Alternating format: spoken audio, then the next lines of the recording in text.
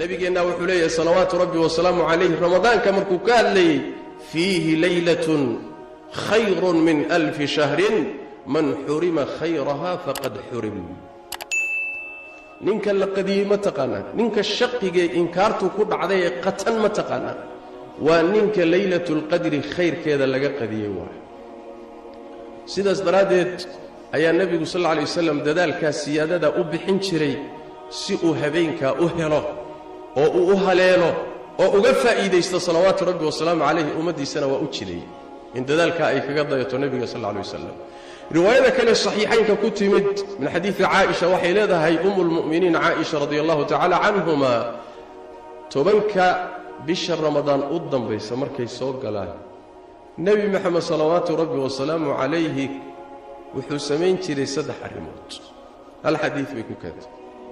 shadda mi'zaraha, guntiguu adkaysan jiray. wa axyaa layla, habeenkiisana waa noolayn jiray. wa ayqada ahlahu, ehelkiisiiyo xaasaskiisana waa kicin jiray. saddexdaaba waa 3 qodob oo muhima waay. guntiguu adkaysan jiray maxaa laga wada? tafaasiir kala gedisan bay culimmadu geliyeen, laakiin midka u fiicani wuxuu yahay nebi moxamed salawaatu rabbi wasalaamu calayhi tobanku hadduu soo galo xaasaska iyo guryaha waa ka fogaan jiray. li'anna wuxuu ku mashquuli jiray ilaahay taacadiisa. saan tilmaami doonno wuu ictikaafi jiray tobanka dambe. nin ictikaafsanna reer iyo xaas iyo galmo iyo taataabasho iyo shahwo isma yaqaanaan. sida ilaahay qur-aanka kariimkaa ku sheegay, walaa tubaashiruuhunna wa antum caakifuuna fi lmasaajid. idinkoo masaajidda ictikaafsan dumarka taataabashadooda iyo galmadooda ha samaynina. sidaas daraaddeed xaasaska waa ka fogaan jiray.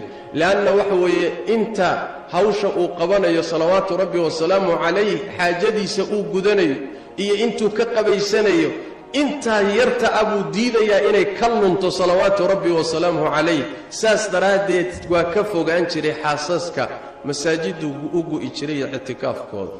taasi waa qodobka hore wey. qodobka labaad, salawaatu rabbi wasalaamuhu calayhi wuxuu noolayn jiray habeenkiisa. zamanka noloshiisu waa daacada ilaahay. goobaha iyo guryaha noloshoodu waa ilaahay daacadiisa. quluubta noloshoodu waa ilaahay dikrigiisa iyo daacadiisa.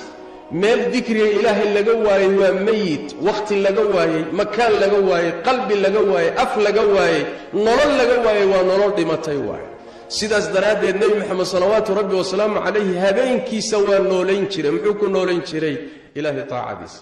salaaddiisuu taagi jiray, dikriga ilaahay buu hayn jiray, qur-aankuu akhrin jiray, khayraadkuu ku dadaali jiray salawaatu rabbi wasalaamu calayh. habeenkoo dhan buu soo jeedi jiray, waa ra'yi. habeenka intiisa badan buu soo jeedi jirayna waa ra'yi culimmada qaarkood ay qabaan. habeenka qaalibkiisuu soo jeedi jiray salawaatu rabbi wasalaamu calayh, oo wax yar hadduu indhaha isgashado waa soo kici jiray salawaatu rabbi wasalaamu calayh ilaa habeenka uu ilaahay daacadiisa ku wada nooleeyo.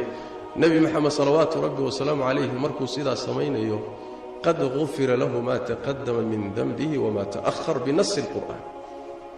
ilaahay dembigiisii horiyo kiisii dambaba waa dhaafay. derajadiisa aakharana waa meel ool. derajadiisa aakharana meel bay iska taalla, garantii waaye, madmuun waaye.